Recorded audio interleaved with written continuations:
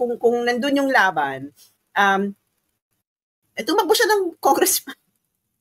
Baguhin niya from the inside. Kung ang laban is, what you mean by laban is if you think that you can reform it from the inside. But the thing is, yung sinasabi nga ni Joey, the political reality is, the House of Representatives is now irreformable from the inside. Naggagang up na nga sila eh. They protect their own. And we know why they protect their own. Dahil nga, hello, every year, meron ka ba namang additional 17 billion, 16 billion, 16 billion sa BICAM? Saan na pupunta yung pera yun? Siyempre, pamud-mo-dares mo yan sa mga nandyan para buo yung core mo, no, na magtatanggol sa'yo, which is more likely. Saan naman mapupunta yung pera? Wala naman silang ginagawa dun sa House of Representatives to merit at 16 billion additional money. So,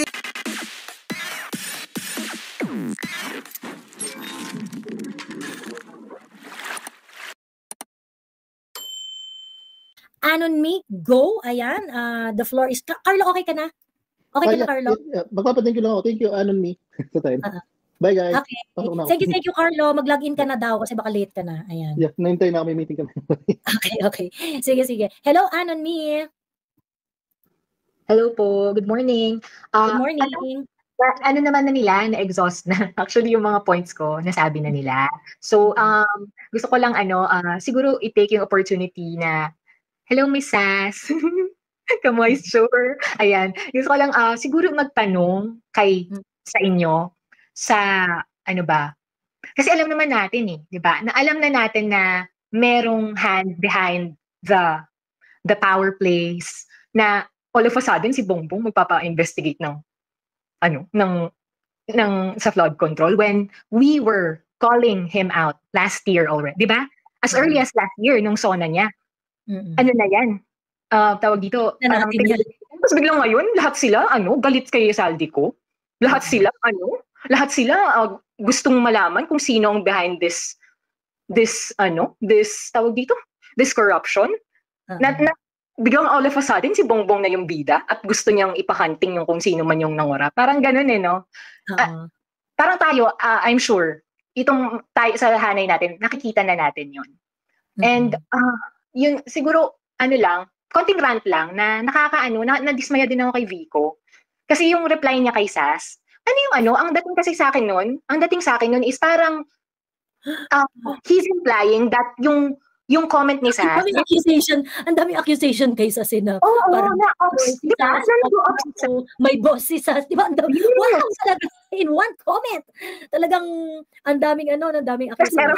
Tapos meron pang hindi na maintindihan, di ba? Na, ang hugot to, Vico. Parang ganon. Lasing ka, bro. na nakakadismaya. Unang-una kasi, parang ang ko sa kanya is nandun siya up there na parang, bata to, na ideal, na parang hindi makokorap, tama yung ginagawa. Ganun yung tingin ko sa kanya Tapos yung, binaba niya yung parang Vico, ang usapan dito, yung mga malalaking isda behind flood control, ba't mo binababa sa ganyang level? Sa politika, sa beef nyo ni Diskaya, bakit ka nagpagamit sa ganyan na obvious naman na ginagamit ka ng HOR para i-discredit yung Diskaya? Kasi yung Diskaya, name drop sila, parang ganun ba na, hindi ko alam, Joey, kung ba to? Alam ni Vico to? At pumayag siya nun dahil galit na galit siya sa Diskaya? Ganun ba siya kababaw? Low political IQ, no? Sa totoo lang. Yung approach ni Vico dito sa issue ng flood control, kitang-kita yung kanyang political immaturity. So, ganon, mas ganon. Malalansi siya, Mama Lenny 2.0 siya. Mama Lenny 2.0 siya. Parang medyo heartbreaking kasi siya yung isa sa, pwede to, sabi. Pero pwede naman sigurong mag-mature pa eventually, no? Ewan natin. Tapos, ayun lang na, ba yan? Parang ba't ganon? Ba't walang Tatay Digong? Kaiyak na naman ako. Bakit? Kasi, alam mo si Digong kasi parang siya lang yung gumagawa ng, naiyak ako. Yung kahit na hindi popular, kahit na against all odds siya, basta alam niya na para sa nakarami or mas makakabuti, gagawin niya. Wala akong kahit kay Benji Magalong medyo na parang heartbreaking kasi hello, Benji Magalong, ano, naniniwala ka na may imbestigahan mo yan? Na parang, ay, ano pa nga hindi pala heart dahil doon. Yung parang medyo questionable na sa akin. Kasi bakit siya pumayag na maging, parang, ang itsura kasi, di ba, ang binibuild up nila sa media, itong si Bongbong, parang all of a sudden, flood control, siya, parang gusto niyang sugpuin tong korupsyon. Tapos, before this happened kasi, itong si Benji Magalong, in-interview yan ng Jessica Soho. Yung parang meron talagang media build up sa kanya. Meron, parang, alam mo yun, napag-usapan siya, ganyan. And we all are too sensitive kasi 'di ba sanay na sanay tayo na ang sinasabi ng mainstream media, ang mga hindi sinasabi ni mainstream media ang importante. So kapag kunwari, hindi nila sinasabi na kinikeme-keme nila si Magalong, pero syempre kung laging present, 'di ba? Kung laging may coverage, kung laging wall to wall ang eksena ni Akla, alam na, 'di ba? Yeah, yun nga na parang sa akin questionable na siya ngayon. Na bakit ganun? Bakit last year pa to tapos yung mga kasama pa niya dun sa good governance kuno, parang mga ewan ko ba, wala akong tiwala sa kanila sa totoo lang. Kaya alam mo yun, bakit niya ina-align yung sarili niya doon? Ano yun, para to play neutral? To play, alam mo yun, hindi ko maintindihan. Pero at the same time, questionable siya kasi nga, hindi ba niya alam na si Marcos is behind this corruption? Or niya lang, tactic niya lang to have that powers to be able to, hindi ko alam basta pero right now, may big question mark siya sa akin. Ayun. Ngayon parang, di ba, parang nakakamiss si Digong, di ba? Kasi si Digong, halimbawa, nung pumunta siya sa Yolanda, wala naman siyang, alam mo yun, nung tumulong siya doon, walang parang hindi siya pa bibo, hindi siya pa, alam mo yun, for the show, he does it from the heart talaga. Kaya, it's very rare to find a politician like, I'm so sorry for hindi ko na sorry kasi I'm really emotional because yung bang siya lang yung gumawa nun sa mga tao pero hindi natin siya kayang pinagtanggol nung time na na kailangan niya. Kasi alam mo, Miss Joey, iniisip ko noon kaya umuwi si Digong dito kasi he was very confident on us, on the support. He was very confident na hindi ipaglalaban ako ng mga Pilipino. Hindi, may Korte Suprema tayo, but we all failed him.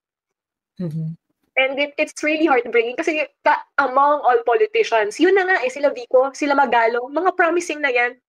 But they can't, parang ang layo nila kay Digong. Alam mo yun, he's parang 1 in a million talaga si Tatay Diggs. I'm really emotional because I know yung ibang tao makaka-relate because kahit na hindi siya kumbaga hindi naman siya galing dito sa amin hindi siya taga dito sa amin, pero in his term I really experienced yung the public service and for my longest parang ito yung for my entire years in this world, parang siya lang talaga nag-iisang Digong. Kaya medyo parang ba yan, Pilipinas wala nang ba tayong pag-asa. Yun lang, Miss Joey, yun lang. Thank you, Anony. Maraming salamat. Ayan. Ayun. Kaya nga sabi ko, kapag ka, alam mo, may dadalhin talaga tayo sa konsensya natin, sa totoo lang. If we're not going to solve this problem, itong flood control issue, at hindi natin napauwi si PRRD, dadalhin talaga natin to sa konsensya natin. I swear. Ayan. Kentaro, isara mo na ang tindahan. Ayan, nagpaiyak pa talaga si Anon. Ayan, thank you, Anon. Maraming salamat. Kentaro, go! Good morning po. Narinig po ba ako? Gising ka pa. Ayan, maraming salamat sa pagkapit sa backstage. Ayan. Isara mo na ang tindahan, gising Kentaro. Pa. At medyo mabigat ang pakiramdam na sundan si Anon. Oo nga Teka. Ang hirap sundan nun. But, okay, kaya natin to. Points ko lang naman po regarding dun kay Vico, bilang ako ay Pasigueño, tubong Pasig. Buong buhay ko ako'y batang Pasig. So, ang tingin ko sa kanya, yung presence niya sa HOR, parang lumalabas na political or personal vendetta niya laban sa mga Diskaya. And kung meron man siyang alam regarding sa mga anomalies doon sa flood control projects. Either may alam siya, ayaw niya lang sabihin, o baka naghihintay ng tamang panahon, we don't know. O baka wala talaga siyang alam. Kaya ano lang siya, parang grandstanding lang talaga yung ginagawa niya. Exposure lang ba? And regarding naman po dun sa comment, dahil nag-reply of all the comments, nag-reply siya kay Miss Sass, sa comment ni Miss Sass. Kasi po si Vico, nagbabasa talaga siya ng comments. Even sa Reddit, I heard that. Nagbabasa talaga siya. So malamang sa alamang, kung kanino sila mas doon sila magre-respond. Marami siyang time, ha? Kasi ang daming nun eh. Ang daming madami naman din kasi siyang taga-bantay. So concerned siya sa concerned siya sa image niya. Siya mismo. That's not malamang sa alamang po. Yes po. Kasi sa social media din yung yes po. Social media kasi yung naging platform niya nung panahon na tumakbo siya noong 2019. At ang katandem niya na congressman is si Congressman Roman Romulo. And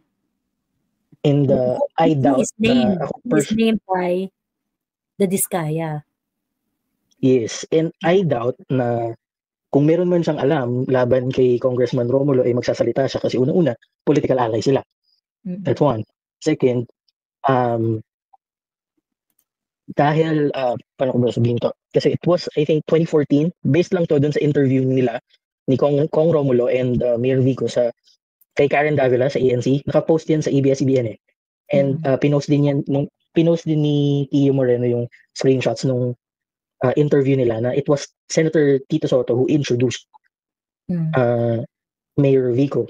Vico Soto, councilor pa lang ata siya, I think, that time to Kong Roman. Kasi si Kong Roman, total of 6 congresses na siyang nag-serve sa Pasig. Since 2007 to 2016. And then tumakbo siya ng 2016, tumakbo siya for senator. Natalo siya. Ang humalili sa kanyang tumakbo sa Pasig bilang congressman was si Montserrat Romulo, ex-wife ni Mr. Sander Tantoco. And then, ayun, pareho silang natalo at the time. So bumalik na lang ulit si Congressman Romulo nitong 2019. Magka-tandem sila ni Mayor Vico at hanggang ngayon sila pa rin ang tandem. Nakaupo. Yes po, tandem. And katrio nila actually yung mayor, vice mayor, si Jaworski. Si Dudut Jaworski. Yes po. Tama ba? Si Dudut, yes, di ba? Yes po. Asawa ni Mikey Kuwangko. Mikey Kuwangko. Yes po. So, di ba? yung mga connection. And we are one big incestuous family of yellow. Di ba? Di ba? So, ayun. So, medyo mabigat yan. So, kung aasa ba tayo na magsasalita si Mayor Vico laban sa mga anomalya o sa mga taong may ginawang anomalya sa Pasig regarding sa flood control projects or sa kahit ano pang mga issues, kung hindi yan Diskaya, we don't know. Most likely hindi. So, ano na lang yan. Assume natin na maaaring ganon. Kaya sa lahat po, sorry po. On behalf of all the Pasigueños, sorry po. Ayun. Sa perspective kasi ni Vico Soto, the Diskaya remains a political enemy. That's the problem. Because, and a formidable political enemy because the Diskayas have the money and the political ambition. Diba? Kasi nilabanan sila, challenge sila sa Pasig eh. Ang problem kay Vico Soto, hindi niya na-compartmentalize yung area ng they are my political enemy and the country is facing a national problem sa systematic corruption ng flood control. Dapat si Vico, naintindihan niya yon na parang, Bex, mag-away kayo politically. Pero at the same time, diba? At the same time, yung political enemy mo is offering an information that you can't. Diba? That you cannot. So, 'di ba? Hindi mo kami malalambutsing sa kasi nungaling yan. Wag tayo magpapaniwala sa mga kinig. Offer us an alternative. You know any better? You have more information, you have better pasabog than the Diskayas. Make our day, 'di ba? Ganun naman ang hinihingi ng tao. Kasi sa Parang ngayon lang po kasi bumabawi si Mayor Vico sa mga Diskaya kasi hindi sila nagpang-abot nung election eh. Di ba may picture nga siya na wala siyang kinamayan? Kunyari may kinakamayan siya pero hangin lang naman. Si Vico? Yes po, may picture siya nung campaign na campaign period na may was it a debate or something or parang for fairness ng election prior to sa election day na dapat magpupunta lahat ng candidates sa local pero hindi umattend ang mga Diskaya or hindi umattend pa daw pero hindi sila nagpang-abot ni Mayor Vico. Okay. So parang may gano'n. So tsaka plus kasi ang katandem naman ni Sara Diskaya, well, trio sila, yung tumakbong congressman sa partido nila, si Attorney Sia, tsaka si Vice Mayor Iyo Caruncio Bernardo, mga nakaaway din kasi ni Mayor Vico yung nakaraan pang election, nung bali second term niya. So medyo malalim ang hugot ni Mayor Vico sa grupo ng mga Diskaya. It's really very territorial, ano? Yun yung dating no? Parang sobrang territorial. Pag ikaw mark ka as enemy, talagang parang, and you're going to challenge my kingdom in Pasig, parang, ano siya, guard, talagang very, very high yung guard niya. Well, I think, understandable naman yan for any politician. Pero kasi dapat, mag-exude ka rin ng confidence that if you are loved by the people, you're doing your job, people are the ones who's going to fight for you. Yun yung confidence ang meron ng mga Duterte, na alam nila na as long as the people are on their side, okay lang sila. Kasi wala ka namang ibang dapat kakampi, dapat tao lang talaga ang kakampi mo eh. You know, this is the reason kaya kami Duterte supporters, okay?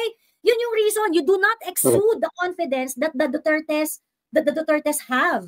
Ito, kagaya nito ha, real talk tayo. Sa side ng mga Duterte, ang weakest link talaga dyan si Pulong. Diba? Si Pulong talaga yung weakest link dyan. Kasi siya yung parang hindi maboka, yung hindi masyadong ganyan. Tapos ang daming issue ng mga binabato-bato sa kanya. Meron rin siyang kumbaga very, ganyan. But ngayon, bato sila ng bato na sa 51 billion ni Pulong. And actually, chinek ko yung mga projects eh. Nagtanong-tanong na ako na parang, bakit yung budget dun kay Pulong sa first district is actually bigger than the 2 other districts sa Davao City. So ngayon, nalalaman ko na actually fina-follow pala nila yung JICA program, JICA flood management recommendation na multi-year implementation para makontrol yung flood problem sa Davao City. So apparently, the district of Pulong Duterte, big part of the district of Pulong Duterte is below sea levels. So kaya, handun talaga yung majority ng mga flood control projects. Ngayon, bato sila ng bato, 51 billion, kinemi. Dinilibro na nung isa. I mean, ito yung sinasabi ko. Hindi kailangan ni Pulong, hindi kailangan ng mga Duterte nang magtatanggol sa kanila because they are also the ones who's going to do it for themselves. Yeah, they can. Diba? They can on their own. Kaya nilang sumagot. So kaming mga tao na naniniwala sa kanila kasi parang sumagot kayo ng maayos dito. Kasi pag di kayo sumagot, makikriticize rin namin kayo, ganyan. And they did. And I really wanted to extend some love dito kay Kong Pulong Duterte for really once and for all, putang ina ninyo, ito yung libro ng project 2022 to 2023. Ano yung hinahanap yung 51 billion? Anong problema ninyo? Nagpo-push back siya eh. Lumalaban siya. Diba? Correct. And that's what we wanted. When we throw issue or from other direction from other group of people who are going to throw issues on you, fucking answer. Hindi yung motherhood statement. Diba?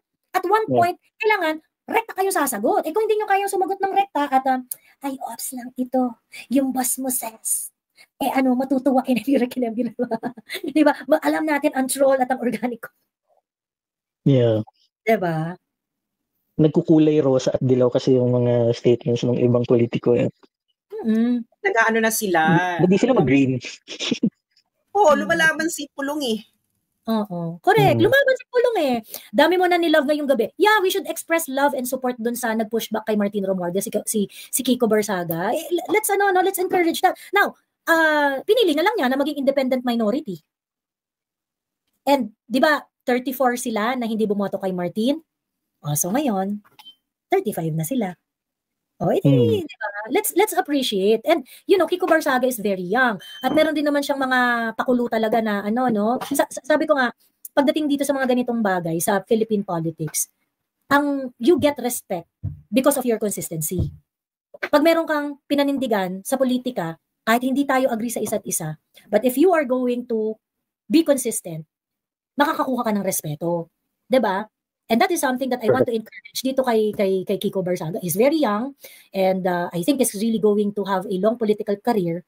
'Di ba? Ituloy mo lang yan, kid, 'di ba? Good job ka diyan for seeing the problem as it is. We do not need to agree 100% sa isa't isa. As long as you are consistent, you can gain respect. And sa isang trabaho na nangangailangan ng honor, it is very, very important that you exude that. 'Di ba? Yung ganong klaseng paninindigan. So, yun, ganun dapat, 'di ba? Ganun dapat. So, ngayon, si Pulong, yung weakest link na tinitira-tira nila kasi akala nila ito yung weakest link, ito yung parang maraming scandal kasi manitin puno nito ganyan, ito yung push natin. O, di ginawan kayo ng libro, mga putang ina nyo. 'Di ba? Di ginawan kayo ng libro. O, back to you. Back to you, 'di ba? Ayun. So, yun lang. Anyway, anything else, Kentaro? Ayun po.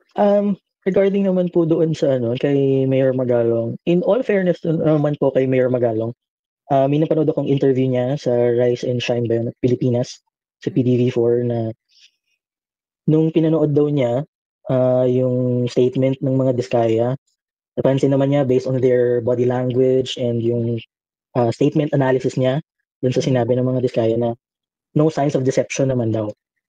At naniniwala din siya na may mga katotohanan din dun sa mga sinabi ng mga Diskaya. So, para kita ang pananahimik kung pwede naman pala na sabihin na. All out baga. Kasi it's like we're on or at war na eh. Oo. Di ba? So, para alangan namang nasa gera na tayo tapos magpapatama lang tayo ng bomba at balas. Di ba? Siyempre, kailangan mag-fight back din tayo to protect ourselves or to save ourselves. Kung ano pang pwede nating ma-save para sa atin. Diba? Correct. So, yun lang naman. Ayun, medyo na-late na po kasi ako, Miss Joey, sa bardahan yun ni Sir Caio eh. Pero in all fairness sa'yo, galing mo talaga, Miss Joey. Grabe ka. Kasi konti lang yung naabutan ko, kayo ni Miss Sans, pero nagets ko agad yung pinupunto nyo eh. Yung parang okay lang na hindi ko napanood yung earlier parts kasi even yung part na naabutan ko, nakahabol ako doon sa sa topic at hand. Hindi ako naligaw. Mas naligaw pa ata si Sir Caio. I follow and I watch Sir Caio's videos naman din. Ito paano may mga naman siya. May mga good points naman si Sir Caio eh. Kaya lang nakita ko sa Comsec ang bilis eh. Maraming mga hinay blood eh. Maraming hinay blood. Maraming kailangan magpa-BP. Ang bilis eh. So, ay lang naman po. Yun lang. May chismis si Rosology na binaril daw si Charlie Kirk. Di ba ito yung Trump defender? Oh, yeah. I think meron. Just today? Grabe oh. Ayun, sakit sa ulo, si Caio sa politics. Kasi nga, ito nga, kaya ngayon one of the reasons why I wanted to also have a friendly debate with Caio. Kasi isa rin sa gusto kong i-demonstrate na, guys, ang politics kasi, okay, kaya nga tayo merong political science, okay? Kaya nga meron tayong political science. Meron tayong mga syllogisms, meron tayong mga logical rules na mga fina-follow and things like that, okay? In order to better derive a logical conclusion, if A then B, mga emerald, ganyan-ganyan, yung mga ganong etchos balungos, ganyan-ganyan. But, yung nabaril nga siya. Patay siya. Ay, patay! Oh, fuck! Ang brutal nung shot! Kay Charlie Kirk! Reported dead? Hindi ko pa alam. Wait, nabaril siya sa liig. I'm not so sure if I can show the college event? Oo, ina. Point blank. Oo, dito eh. Dito. Nabaril siya dito. 9/11 pa naman yan. Condition lang, sabi ni Larissa. Pero tangina nakakatakot. Grabe ang mga balita. Ano siya agad, tumba siya agad, di na nakakilos eh. Nakakatakot sa US talaga. Ano mo talaga? Never, girl, ilang beses mo nakapunta ng US? 1, 2, 3, 4, 5. Girl, those 5 times talagang, alam mo yan talaga, I always feel afraid of my life. Talaga? Kahit dun sa mga mga, well, I'm pretty sure, nandun ka naman sa area na parang medyo safe, mga ganun-ganun. Di mo masabi. Hello, everyone has a gun. You'll never know any moment biglang magkaroon ng shooting escapades. Lalo na nag-aral ako sa US. Girl, talagang, alam mo talagang nakaupo. It's not the safest place in the US, di ba? Girl, talagang iniisip ko talaga kung saan ako uupo na putang ina, saan kaya ako pwede umupo dito sa klase para pwede ako makakaripas kung may shoot. Iba girl, iba ang female. Ano nangyari? Nakakaloka kasi, oh my God, what's happening to the US? Grabe, no? Ay, balikan ko lang yung point ko na isa rin sa mga reason kaya kaya gusto ko rin na magpang-abot kami ni Kayo on this. Kaya ako kasi hindi ko talaga napanood. Marami nagme-message sa akin, kinontent niya na ako, ganyan. Sa akin wala akong problema doon eh. Kasi syempre kung yung ibang mga tao, pagka kino-content ako, pagkatapos kinikriticize sa mga sinasabi, go lang, wala akong problema yan. So, I'm very willing to share my clout to everyone. Walang issue sa akin yun, ganun. Ang gusto ko lang rin na kaya magpang-abot is because people should also see that yung mga logical rules and syllogisms, it can only go so far. Okay? It can only go so far. And yung mga logical tools can only be powerful if you would, kasi ang syllogisms kasi, variables yan eh. Variables yan. Ngayon, yung identification na lahat ng variables para sa mga syllogisms mo, it can only be very, very meaningful and very useful kapag magagamit mo siya methodically and have it carried doon sa mga scientific method. So, yung mga field of studies, it will allow you to provide yung mga gaps at yung mga variables na kailangan mong ma-identify in order to derive dun sa mga logical conclusions mo ng on certain matters. Ngayon, what does that mean? Ibig sabihin, if you're going to talk about politics, you cannot just conclude that there is no difference between a Marcoleta-led Senate Blue Ribbon Committee and the Ping Lacson Senate Blue Ribbon Committee hearing. Kasi by doing so, that's hasty generalization because you weren't able to identify different variables that exist for your syllogisms. Hindi yun uubra ng logic lang yun. Kailangan ng awareness doon sa mga variables. Para magamit mo yun, magamit mo yung mga proper variables doon sa mga logical thinking processes mo. Diba? Ganun yun. So, kaya mga tao, nag-aaral sila ng science. Diba? You need content. You need content. Otherwise, you will be a linguistic idealist. Na correct. Ano lang tayo dito, words lang tayo. Yeah. Words. Syllogisms lang yan. Kapag walang meaning. Ano lang yan, girl? Fourth year high school logic lang yan. Correct, oo. Anyway, actually, naguguluhan kasi ako kanina, na parang, yung babalik sa, alam naman si Kayo, na ano natin siya. Chika lang naman natin yan. Oo, chill naman si Kayo, oo. Magalong stand lang talaga. Oo. Wala namang pakialam kung supportan mo si Magalong. Chill lang naman ako kay Magalong. Mm-hmm. Ang naloloka lang ako is, kanina, is, pumunta sa point na, subjective lang naman tong lahat. Parang may ganun ng level. Stand mo yan.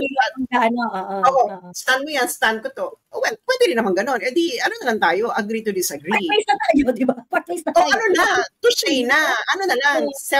Separate ways. Ibig sabihin, we cannot have a higher order synthesis of this conversation anymore. Kasi nga, subjective lang pala. Let's live, let's live separate lives.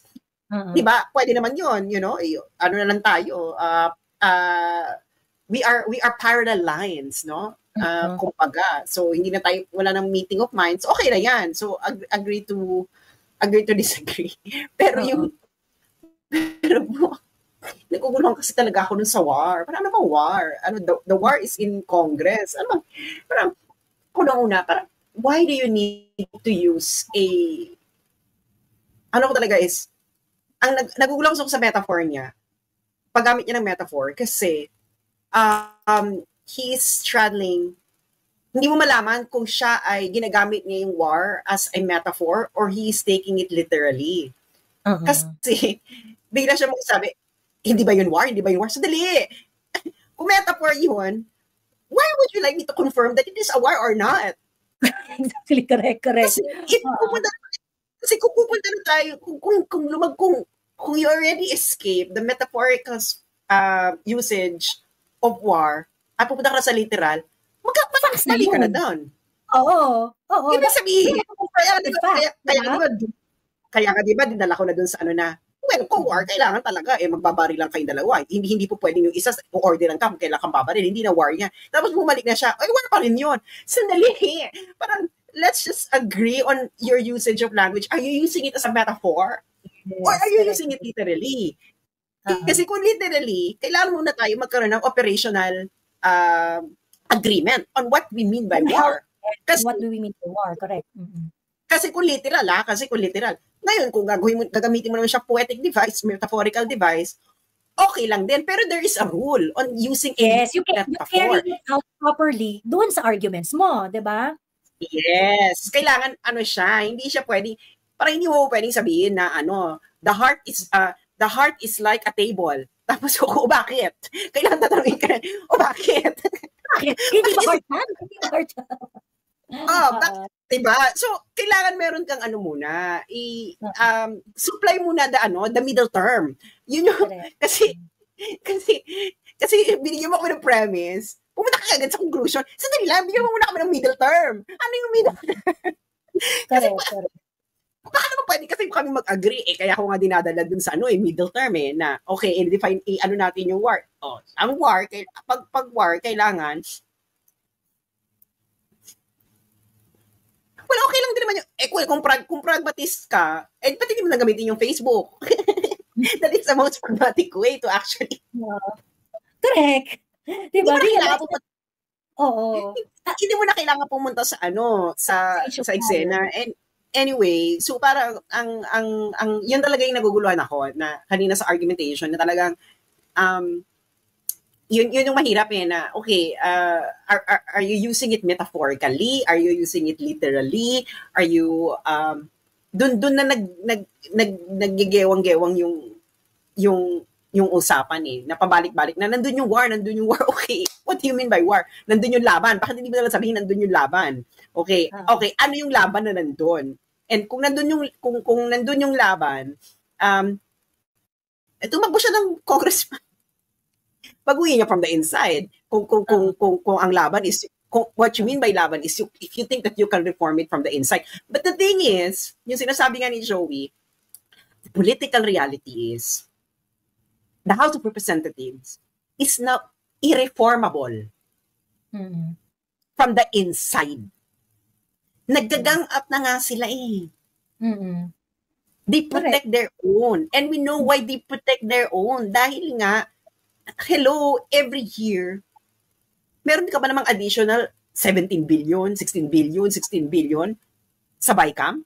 Saan na pupunta yung pera yun? Siyempre, pamud-mo-dares mo yan sa mga nandyan para buo yung core mo, na magtatanggol sa'yo, which is more likely. Saan naman mapupunta yung pera? Wala naman silang ginagawa dun sa House of Representatives to merit at 16 billion additional money. So, yun yung inaano ni Joey kanina na meron tayong meron tayo dito mga facts on the ground. Tapos naguluhan ako dun kanina, sabi niya, well, the facts cannot speak for themselves. Kaya nga natin siya i-interpret, diba? Very, actually irrelevant side comment. Doon nga rin nako-confuse yung audience. And I called it out rin. Doon sa parang, you cannot just, parang, so this is subjective, yung mga gano'n. Girl, politics is power play. And when you do power play, you really you combine the current situation with possibilities. So talagang merong subjective talaga na to. Politics is about advocacy, politics is about your principle. Subjective talaga yan. So parang, why do you even have to question? Why do you even have to bring that out, di ba? Kaya nga, we are in a democracy. And ang labanan dito is not about your subjectivity or your objectivity. Ang labanan sa politics is persuasiveness. Persuasion. And you cannot persuade if you are not reasonable. Diba? And if you're going to use pure syllogisms on us, you would not be able to convince us. Diba? Hindi, kasi nasa parang, nasa nasa realm tayo ng plausibility. You know, plausibility. What is plausible? Diba? Wala tayo, kasi nga, ang level of evidence lang natin dito, pag nagchichikahan tayo, pinag-usapan na natin to, Joey, I think 2 years ago Pag dito tayo sa social media, plausibility lang ito. Mga Bex, hindi to proof beyond reasonable doubt because that is the proof beyond reasonable doubt. It's only for criminal case, di ba? Hindi rin tayo dito nagsa-scientific scientific experiment. Wala tayo dito control, wala tayo dito ganito. Kaya dito, plausibility lang tayo dito. We're entertaining what is plausible given what we currently know, okay? And what we think might happen because of that. Kaya nga yung sinasabi niya kung ipapalabas niya yung video doon, may ipapalabas siyang video doon. So sabi ko, parang iniisip ko na, hindi mo nga makokontrol kung anong pwede mong gawin doon. Sila ang magde-decide. So sabi niya, hindi mo gandang information kung ayaw nila ipalabas yung video mo. Bex, kahit girl, asa na yung ano na pala ng mga taong bayan doon, di ba? Wala. Tumigan lang si Magalong na inapi siya sa HOR, pero wala kaming napala, di ba? Yun ang gusto niya makita, na inapi si Magalong. So, ibig sabihin, this is actually for self-purposes. Yes, it is motivated by self-interest. Yun nga yung sinasabi ko And it is self-promotion na gusto mong pakitang inaapi ka. Kasi kung gusto mo ilabas, kasi vloggers are already exposing a lot of things on social media. Kaso nga, hindi sila pinapansin ng mainstream media. Ngayon, kung si Magalong ang mag-post niyan, then papansinin niya ng mainstream media. Correct. Oo. Yun nga yung sinasabi. Diba? Start pa lang. Yun yung reason kaya I pay attention to Magalong, because whatever Magalong is saying, we were talking about it for like 3 fucking years already. Ngayon, the mere fact that Magalong is also talking about what the vloggers are talking about, it gave credence to our articulation in the past. Ganon. So, yun yung value ni Magalong. Kaya parang at this point, diba, level up na kayo, sir. Kasi government official kayo. Kung kami rin naman, lagi rin naman na namin sinasabi yan. Ilang kontraktor na yun. I remember, meron yung solo live ni Sas na merong umakyat na kontraktor. Naalala mo yun, Sas? Yung may umakyat na kontraktor na yun. Gonzales. Tapos yung nagkwento-kwento siya tungkol sa flood control ng planned obsolescence. Yung parang, yung mga flood control talaga na yan, ginagawa talaga yan para masira. He was talking about that doon sa live mo. I mean, we know this already for years. Diba? Ang kailangan namin kay Magalong is something that is more than that. Kasi yun naman yung pinramis niya And he is in the position of doing so. Diba? Ngayon, kung he cannot offer something like that, and then in the guise of strategy, and then, hindi, may plano, merong ganyan. At the end of the day, people are going to ask what we're gonna get out of it. Dito sa strategy tinutukoy ninyo, aside from magiging bida si Magalong, ano mapapakinabangan namin? Ayun diba? Na nga na parang, kasi yung, sabi, nandun kasi yung laban, okay, parang namang, hindi nyo alam yung laro. So, hindi nyo, parang, ang naman kasi noon is, kasi, for me, if that is your strategy, kung strategy talaga yan, ni Magalong, ganyan yan ang gagawin, huwag nyo lang sabihin. Strategy yung pala paano kung, nalaman na ng iba kung yung pala talaga strategy. Kaso ngayon, ang inaano nga namin is, ang tagal-tagal na. Paulit-ulit na. Hello, kami pa nagpo-post sa mga sinasabi ni Magalong before. Correct. Pinopromote pa namin. Kaso nga, naluloka na kami. Asa na yung, bakit pare-pareho na lang na, maraming contractor, maraming cut-cut yan, maraming ganyan, maraming ganito. Na parang, paulit-ulit. So ngayon, hihintayin mo pang imbitahin ka ng inaakusahan mo para ilabas mo yung ebidensya? It doesn't make any sense. Correct, exactly. Ayun. So yun, I think yun yung na-fail na i-overcome ni Caillou. Kasi when questions were propounded dun sa ano yung pwede nyong gawin, dun sa laban na kinukonsider ninyo sa HOR, ano exactly yung ina-expect na outcome ni Magalong in which magiging sulit yung preference niya sa House of Representatives rather than the Senate.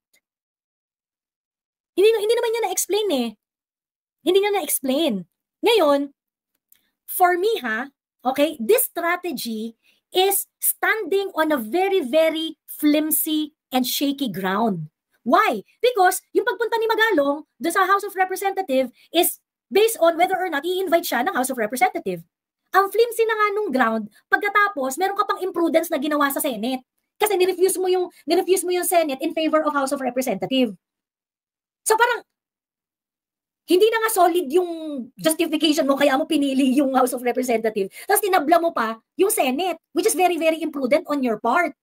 Kaya sabi ko, si Inday Sara, sabi ko na ginawa rin raw ni Inday Sara yun. Of course not. Inday Sara attended all the hearing. Nung nabwisit na si Inday Sara, doon na siya nag-refuse na pumunta. Sige, gawin nyo na lang. Kung gusto ninyo sa budget, bahala kayo dyan. Hindi na ako. Iba naman yung kay Inday Sara. Iba kay Inday Sara. Iba yun. Iba naman Inday Sara attended. Diba? Inday Sara attended. Hindi sa kaibang context naman yung kay Inday Sara. Yung kay, wala namang i-expose nung si Inday Sara eh. Yeah, ang binababoy kasi, binababoy si Inday Sara noon. So, kaya hindi ka talaga attend. Anong gagawin mo? Binababoy yun ako dyan. So, iba yun. Pero yung ikaw, for 3 years mo na sinasabi, ay, naku, malaki ang corruption, 40%, ganyan, ganito, ganyan. Next, binigyan ka, in-invite ka na, parang i-expose, ayaw mo, gusto mo, doon sa house na kung saan, hindi naman sigurado kung imbitahan ka. Inimbitahan na raw, di ba? Inimbitahan na ba? Hindi pa, wala pa. Okay. So, ano na to? Parang waiting for Godot to. So, parang waiting for Godot to, Joey. Parang, it may or may never arrive. Yung point ko, sabi ko ganun, you want us to believe that it is a good strategy, itong taunting ninyo na na what do people get about your taunting extravaganza? Diba? Ano kukuha ng tao sa taunting extravaganza ninyo? Hindi ba parang 2 years yun natang tinotont? Correct. Ayun. So, ngayon, if ganun yung strategy nyo, it casts doubt to the intention of Mayor Magalong. Is he really about truth-telling or he is just about getting PR mileage out of this scandal? Diba? Kasi ang tindi ng value assignment ninyo dun sa pag-attend dun sa may or may not happen eh. Diba? Ang tindi ng value na ina-assign yun. Hindi, strategy yan, ganyan-ganyan. Ang laki ng reliance ninyo doon sa bagay that may or may not happen. Inimbitahan na kayo sa Senate eh. 'Di ba? Inimbitahan na kayo, sigurado 'yun, 'di ba? Makakapagsalita ka talaga. 'Di ba? O ngayon, there are so many layers of doubts na nakast because of the actuations. Kasi whether you like it or not, I think one of the reason kaya na hindi niya tinanggap yung invitation ng Senate Blue Ribbon Committee under Marcoleta is because Marcoleta questioned him in 2023 or 2024 yata about the DPWH projects that Magalong is not aware of. Kasi ang sinasabi ni Marcoleta doon, why weren't you monitoring all the projects here? That is omission on your part. And I think that's one of the reasons kaya hindi siya nag-attend doon. Makakompronta siya ni Marcoleta tungkol sa mga questions na yun. Magkaminan tayo. 'Di ba? And these are the political realities na ayaw niyong i-recognize. 'Di ba? Ngayon, kung confident si Magalong sa truth niya, okay? Kung confident siya, a-attend siya sa Congress, a-attend siya sa HOR, a-attend siya sa Senate na under Marcoleta, a-attend siya sa Senate na under Ping Lacson. But he forgone that opportunity to challenge his truth and overcome a Marcoleta Marcoleta questioning. 'Di ba? So, anong gagawin natin dyan? So, parang do not tell us strategy, ganyan. Diyos ko po, the strategy is not strategizing, sorry. Ayun. Yes, Ken. Mga ma'am, totoo po ba itong pinost ng Peanut Media Gallery? Na tinap na po si Mayor Magalong at si Chief Rogelio Singson para sa independent commission? Yeah, tinap na sila. So, it adds question to the doubt. It adds more doubt to the intention. Tinap sila or they're already appointed? Tapa lang. Tapa lang. Inaccept na nila. Nagsagot na ng question si Magalong tungkol sa investigation ng Independent Commission. Sino? Si Magalong? Person pa daw po. And? Si Mayor Magalong at si Chief Rogelio Singson. Singson. Si Singson, ano to ha, patong-patong yung plunder cases nito nung panahon ni PRRD ha. Because of right Rogelio of Singson? Oo. Ayun. Para kay Ay. fan. Na ano to Information. ha, may mga issues to si Rogelio Singson kasi nung panahon ni may mga na-dismiss na ng mga cases niya dito. Ayan, March 21, 2018, ayan, charged with plunder. So, ito siya yun di ba? Siya, di ba? Yung isa sa member ng independent committee. Ayan. Yes po, si Rogelio, Babes po ba yan? Babes ang palayaw niya? Singson? Babes Singson. Respectfully recommends that the erring government official and their cohorts be charged of plunder with the recommendation of forfeiture proceedings. So, ang basis is, Singson allegedly requested payments for the claimants based on the spurious documents submitted by the regional office of DPWH. He also allegedly authorized the payment in favor of the claimants who turned out to be bogus. Tangina. Ayan. But anyway, marami siya kasama doon. Aside from Singson, ayan, mga DPWH official. So this also answers the question yung sinasabi na parang walang kinasuhan yung panahon ni Duterte ng mga DPWH. Ayun, mga panay regional director to, dami oh. Ayan. However, in 2022, nag-start ng magsipag-dismiss ng and there is a chismis in the Kaparangan that in July, yung last string of cases ng plunder cases ni Singson, dinismiss ni Vargas, yung OIC-OMB. But I haven't received confirmation on that, so please take it with grain of salt. Pero narinig natin sa Kaparangan na si Singson, itong nakaupo sa independent committee, okay? Itong nakaupo sa independent committee, yung mga natitira niyang mga plunder cases sa ombudsman, ay na-dismiss daw nitong July. Question lang po. Related ba siya kay Manong Chavit Singson? Pasensya na po, hindi ko alam eh. Hindi ko alam, hindi ko rin sure kung related siya kay Chavit Singson. Ayun. Hindi ko lang okay sure. Po. Kasi may nakita po akong parang nilaunch nila or something na iCare PH, kasama po dun si Manong Chavit. Sa Independent Commission? Hindi po. Meron lang po kasi ako nitong isang araw lang na nakitang balita sa Net25 po ata ito na balita or sa SMNI na may nilaunch na parang activity or something, iCare PH. Nandoon po si Manong Chavit Singson. So, kaya ko lang po natanong kasi bigla ko naalala. Nakita ko siya. Kaya ko natanong kung related si... I'm not sure kung... hindi, parang na-remind ka lang si Chavit Singson. Sinasabi mo na na-remind ka lang na baka kamag-anak. Yes po, opo. Ayun, sabi ni Darkness, cousin daw. Cousin daw. Ayan, cousin daw. Ayan, marami nagsasabi, cousin, ayan. Parang yung people around Mayor Magalong is pinapursuit siya to run for higher position. Di kaya strategy ito, /stepping stone to gain popularity. It is. Kasi nga, di ba, parang hindi naman nila ma-justify yung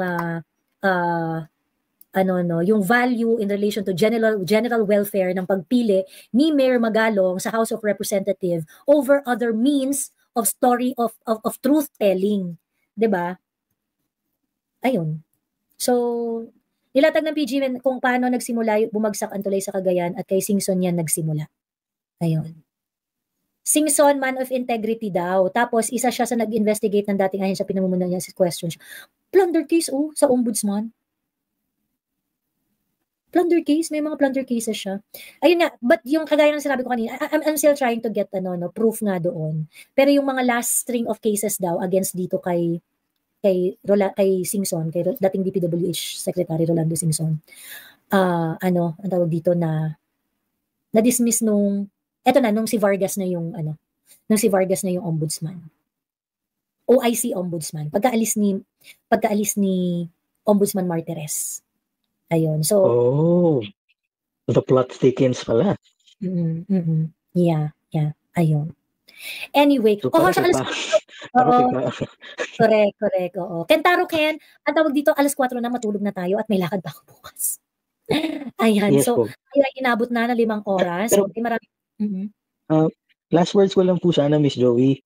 Ano ko lang po i-acknowledge at appreciate ko lang po ang mga improvements at kagandahang lahi na lumalabas through Baker. Oo. Maraming salamat, Through Doc Baker Baker. Dream. Yes. Pumapantay ka na po sa kagandahan ni Miss Sas. Oo, mahirap abutin ang kagandahan galing sa kabilang buhay. Ayan. Yes po. Wala tayo. Cosmological woman yan, so mahirap Correct. abutin yan. Mahirap abutin yan. Ayan. Okay. Yes po. Anyway, Eh, anything yun else, po. Kantaro? Mhm. Basta gising na, bangon na, Oo. tara na guys. It's Correct, time. correct. Kasi, It's time to be at your most aggressive, sa totoo lang. Please.